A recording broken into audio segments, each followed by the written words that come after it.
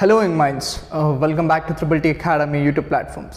So ಎಲ್ಲ DCET ವಿದ್ಯಾರ್ಥಿಗಳಿಗೆ ಈಗ ಕರ್ನಾಟಕ ಎಕ್ಸಾಮಿನೇಷನ್ಸ್ ಅಥಾರಿಟಿಯಿಂದ DCET 2024 ಅಪ್ಲಿಕೇಶನ್ಸ್ ಲಿಂಕ್ನ ಎನೇಬಲ್ ಮಾಡಿದ್ದಾರೆ.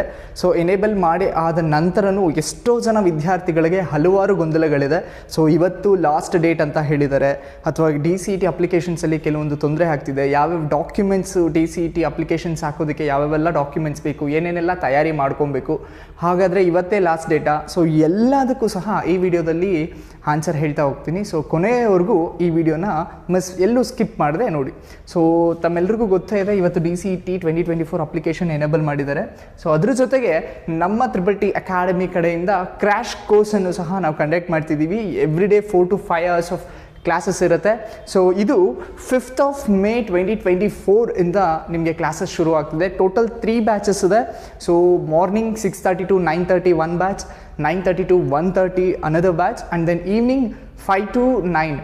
So 5 o'clock to 9 o'clock one batch ಇದೆ. So whichever batch that you are comfortable, both online and offline ಎರಡರಲ್ಲೂ ಸಹ ಕ್ಲಾಸಸ್ ಅವೈಲಬಲ್ ಆಗಿದೆ. ಸೊ ನಿಮಗೆ ಯಾವ ಬ್ಯಾಚ್ ಕಂಫರ್ಟ್ ಅನ್ಸುತ್ತೋ so you can take up that batch.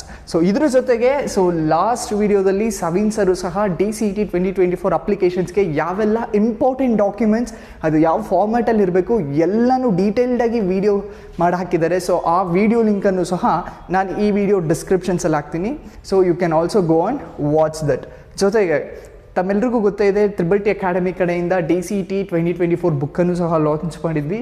So more than 6,000+ copies ಇದು already sale ಆಗಿದೆ. And then more than n number of questions, last time DCETಗೆ almost ಎಲ್ಲ ಕ್ವೆಶನ್ಸು ಸಹ ಈ ಬುಕ್ಕಲ್ಲಿ ಅಪಿಯರ್ ಆಗಿರ್ತಕ್ಕಂಥದ್ದು. ಸೊ ಹಾಗಾಗಿ ಸೊ ಈ ಒಂದು ಬುಕ್ಕನ್ನ ನೀವೇನಾದರೂ ಆಕ್ಸೆಸ್ ಮಾಡಬೇಕು ಅಂದರೆ you can contact Triple T academy. Otherwise Amazon, Flipkart ಈ ಎರಡರಲ್ಲೂ ಸಹ ಅವೈಲಬಲ್ ಇದೆ.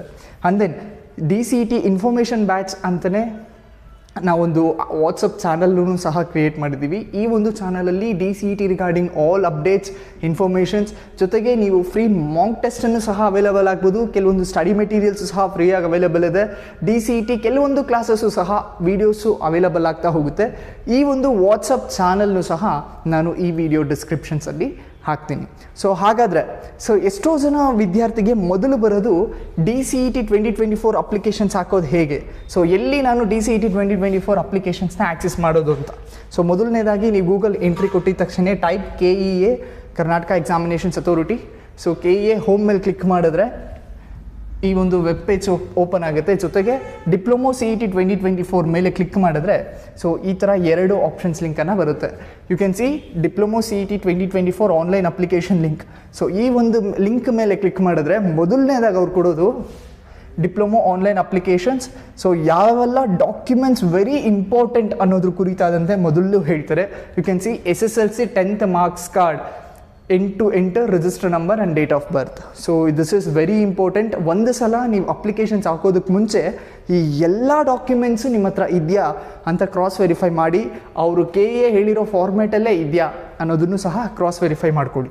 Next 12th and 2nd PU marks cards, all reservation certificate. So if in case ಏನಾದರೂ ನೀವು ರಿಸರ್ವೇಷನ್ಸ್ ಏನಾದರೂ ಆ್ಯಡ್ ಮಾಡೋಂಗಿದ್ರೆ ಹೈದರಾಬಾದ್ ಕೋಟ ಆಗಿರ್ಬೋದು, ರೂರಲ್ ಕರ್ನಾಟಕ ಆಗಿರ್ಬೋದು, ಅಥವಾ ಬೇರೆ ಬೇರೆ ರಿಸರ್ವೇಷನ್ಸ್ ಕೋಟಸ್ನ ನೀವೇನಾದರೂ ಅಪ್ಲೈ ಮಾಡೋಂಗಿದ್ರೆ ಸೊ ಆ ರಿಸರ್ವೇಷನ್ಸ್ಗೆ ಸಂಬಂಧಪಟ್ಟ ಸರ್ಟಿಫಿಕೇಟ್ಗಳು ನಿಮ್ಮ ಡಾಕ್ಯುಮೆಂಟಲ್ಲಿ ಇರಬೇಕಾಗುತ್ತೆ.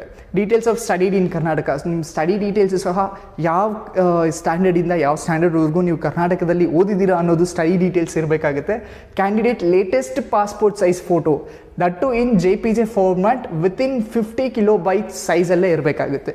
ಸೊ ಪ್ಲೀಸ್ ನೋಟ್, ಈ ಒಂದು ಫಾರ್ಮ್ಯಾಟಲ್ಲಿ JPG ಫಾರ್ಮ್ಯಾಟಲ್ಲೇ ಇರಬೇಕಾಗುತ್ತೆ. 50 KB ಒಂದು ಸೈಜಲ್ಲೇ ಇರಬೇಕಾಗುತ್ತೆ. ಅದರ್ವೈಸ್ ನಿಮಗೆ ಅಪ್ಲೋಡ್ ಮಾಡೋದಕ್ಕೆ ಸಾಧ್ಯ ಆಗಲ್ಲ. Candidate signature and then candidate left hand thumb in JPG format. So ಇದಿಷ್ಟು ಸಹ ನೀವು ರೆಡಿ ಮಾಡಿ ಇಟ್ಕೊಂಡು ಆದ ನಂತರನೇ ನೀವು ಅಪ್ಲೈನ ಮಾಡಬೇಕಾಗುತ್ತೆ. ಸೊ ಇಲ್ಲಿ ಇನ್ನೊಂದು ಕ್ವೆಶನ್ಸ್ ಬರುತ್ತೆ, ಇವತ್ತೇ ಲಾಸ್ಟ್ ಡೇಟ್ ಅಂತ ಹೇಳಿದಾರಲ್ಲ ಏನು ಅಂತ. ಡೋಂಟ್ ವರಿ, ಇವತ್ತೇ ಲಾಸ್ಟ್ ಡೇಟ್ ಆಗಿರೋದಕ್ಕೆ ಚಾನ್ಸೇ ಇಲ್ಲ. ಯಾಕಂದರೆ ಇವತ್ತೇ ಆನ್ಲೈನ್ ಅಪ್ಲಿಕೇಶನ್ಸ್ನ ಎನೇಬಲ್ ಮಾಡಿದ್ದಾರೆ. ಸೊ ಹಾಗಾಗಿ ಮಿನಿಮಮ್ ನಿಮಗೆ 15 days ಟೈಮ್ ಕೊಡಲೇಬೇಕಾಗುತ್ತೆ. ಸೊ ಇಷ್ಟು ವರ್ಷ ನೋಡ್ಕೊಂಬರೋ ಒಂದು ಅನಾಲಿಸಿಸಿಂದ ಮಿನಿಮಮ್ ನಿಮಗೆ 15 ಡೇಸ್ ಟೈಮ್ ಕೊಡಲೇಬೇಕಾಗುತ್ತೆ. ಸೊ ಹಾಗಾಗಿ ಹರಿಬರಿಲಿ ಯಾರು ಅಪ್ಲಿಕೇಶನ್ಸ್ ಹಾಕೋಕ್ಕೆ ಹೋಗಬೇಡಿ, ಆಮೇಲೆ ನಿಮಗೆ ತೊಂದರೆ ಆಗುತ್ತೆ. ಬಿಕಾಸ್ ಈ ಸತಿ ಅಪ್ಲಿಕೇಶನ್ ಕಮ್ ವೆರಿಫಿಕೇಷನ್ಸ್ ಅಂತ ಹೇಳಿದ್ದಾರೆ, ಜೊತೆಗೆ ನೀವು ಕಂಪ್ಯೂಟರ್ ಬೇಸ್ಡ್ ಟೆಸ್ಟನ್ನು ಸಹ ಬರೀಬೇಕಾಗುತ್ತೆ. ಸೊ ಆ್ಯಂಡ್ ದೆನ್ ನೆಕ್ಸ್ಟ್ ಏನು ಮಾಡಬೇಕು? So proceed to login and then proceed to register for new users. So ಇದು ಆಲ್ರೆಡಿ ನೀವು ಲಾಗಿನ್ ಆಗಿದ್ದರೆ ಲಾಗಿನ್ ಆಗ್ಬೋದು, ಅಥವಾ ಹೊಸದಾಗಿ ನಾನು ಅಪ್ಲಿಕೇಶನ್ಸ್ ಹಾಕ್ತಿದ್ದೀನಿ ಅಂದರೆ proceed to register for new user. So ಇದ್ರ ಮೇಲೆ ಕ್ಲಿಕ್ ಮಾಡಿದ್ರೆ ನೀವು SSLCನ ಕರ್ನಾಟಕದಲ್ಲಿ ಓದಿದ್ದೀರಾ ಇಲ್ವಾ ಅಂತ ಕೇಳ್ತಾರೆ. ಸೊ ಓದಿದರೆ ಎಸ್ ಅಂತ ಕೊಡಿ, ಇಲ್ಲ ಅಂದರೆ ನೋ ಅಂತ ಕೊಡಿ. ಸೊ ಎಸ್ ಅಂತ ಕೊಟ್ಟರೆ ನಿಮ್ಮ SSLC ರಿಜಿಸ್ಟರ್ ನಂಬರ್ ಕೇಳ್ತಾರೆ. ಸೊ SSLC ರಿಜಿಸ್ಟರ್ ನಂಬರ್ ಹಾಕಿದ ತಕ್ಷಣ ನಿಮಗೆ ಕೆಳಗಡೆ ನಿಮ್ಮ ಆಟೋಮೆಟಿಕ್ಕಾಗಿ SSLC ಡೀಟೇಲ್ಸ್ನ ಫೆಚ್ ಆಗ್ತಾ ಹೋಗುತ್ತೆ. ಆ್ಯಂಡ್ ದೆನ್ ಲಾಸ್ಟಲ್ಲಿ ನಿಮ್ಮ ಇಮೇಲ್ ಐ ಡಿ, ನೀವು ಇಮೇಲ್ ಐ ಡಿ ಹಾಕಿದ ತಕ್ಷಣ ನೀವು ಹೊಸದಾಗಿ ಪಾಸ್ವರ್ಡ್ನ ಕ್ರಿಯೇಟ್ ಮಾಡಬೇಕಾಗತ್ತೆ, ಮೊಬೈಲ್ ನಂಬರ್ನ ಹಾಕಬೇಕಾಗತ್ತೆ. ಸೊ ಕ್ರಿಯೇಟ್ ಮಾಡಿ ಪಾಸ್ವರ್ಡ್ ಮೊಬೈಲ್ ನಂಬರ್ ಎಲ್ಲ ಹಾಕಾದ ನಂತರ ಸಬ್ಮಿಟ್ ಕೊಟ್ಟರೆ ರಿಜಿಸ್ಟರ್ ಸಕ್ಸಸ್ಫುಲ್ ಆಗುತ್ತೆ. ಲಾಗಿನ್ ನೀವು ಯಾವ ನಂಬರ್ ಕೊಟ್ಟಿದ್ದೀರೋ ಸೊ ಆ ನಂಬರ್ಗೆ ಒಂದು ಮೇಲ್ ಐ ಡಿ ಬರುತ್ತೆ. ಸೊ ಮೇಲ್ ಐ ಡಿ ಅಲ್ಲ, ಅದಕ್ಕೊಂದು ಲಾಗಿನ್ ಐ ಡಿ ಬರುತ್ತೆ. ಸೊ ಲಾಗಿನ್ ಐ ಡಿಲಿ ನಿಮ್ಮ DCET ಯೂಸರ್ ಐ ಡಿನ ಕೊಟ್ಟಿರ್ತಾರೆ. ಯೂಸರ್ ಐ ಡಿ ಅಂದರೆ ವಿಚ್ ಇಸ್ ನೆಕ್ಸ್ಟ್ ಲಾಗಿನ್ ಆಗಬೇಕಲ್ವ, ಸೊ ಲಾಗಿನ್ ಐ ಡಿಯನ್ನು ಕೊಟ್ಟಿರ್ತಾರೆ. ಆ್ಯಂಡ್ ದೆನ್ ಮತ್ತೆ ನೀವು ಬ್ಯಾಕ್ ಬಂದುಬಿಟ್ಟು DCET ಲಾಗಿನ್ ಐ ಡಿನ ಕ್ಲಿಕ್ ಮಾಡಿಬಿಟ್ಟು so proceed to login for registrations, ನಿಮ್ಮ ಲಾಗಿನ್ ಐ ಡಿ ಏನು ಪಾಸ್ವರ್ಡ್ ಕೊಟ್ಟಿದ್ರು ಆ password and then captcha. So ಇದನ್ನು ಕ್ಲಿಕ್ ಮಾಡಿ ನೀವು ಲಾಗಿನ್ ಆಗ್ಬೋದು. ಆ್ಯಂಡ್ ದೆನ್ ಲಾಗಿನ್ ಆದ ನಂತರ ಹಲವಾರು 7 ಪ್ರೋಸೆಸ್ ಇರುತ್ತೆ. ಸೊ 7 ಸ್ಟೆಪ್ಸ್ ಇರುತ್ತೆ. ಅಷ್ಟೂ ಕಂಪ್ಲೀಟಾಗಿ ಡೀಟೇಲ್ಡಾಗಿ ನೀವು ಅಪ್ಲೈ ಮಾಡಾದ ನಂತರ ಪೇಮೆಂಟ್ ಮೋಡ್ಗೆ ಹೋಗ್ತೀರಾ. ಪೇಮೆಂಟ್ ಮೋಡ್ ಆದ ನಂತರ ರಿಸಿಪ್ಟ್ ನಿಮ್ಮ ಕೈಯಲ್ಲಿ ಸಿಗುತ್ತೆ. ಸೊ ಯಾರೆಲ್ಲ ಈ ಒಂದು DCET 2024 ಆನ್ಲೈನ್ ಅಪ್ಲಿಕೇಶನ್ಸ್ ಹಾಕೋದಕ್ಕೆ ಕಷ್ಟ ಆಗ್ತಿದೆಯೋ, ಸೊ ನೆಕ್ಸ್ಟ್ ವೀಡಿಯೋದಲ್ಲಿ step by step DCET 2024 applications ಹೇಗೆ ಆಗೋದು ಅನ್ನೋದನ್ನು ಕಂಪ್ಲೀಟ್ ಡೀಟೇಲ್ಸಾಗಿ ಎಕ್ಸ್ಪ್ಲೈನ್ ಮಾಡ್ತೀವಿ. ಸೊ ಅಲ್ಲಿವರೆಗೂ ಸ್ಟೇ ಟ್ಯೂನ್. ಆ್ಯಂಡ್ ಯಾರೆಲ್ಲ ಸಬ್ಸ್ಕ್ರೈಬ್ ಮಾಡ್ಕೊಂಡಿಲ್ಲ ನೀವು ಸಬ್ಸ್ಕ್ರೈಬ್ ಮಾಡ್ಕೊಬೋದು. Thank you.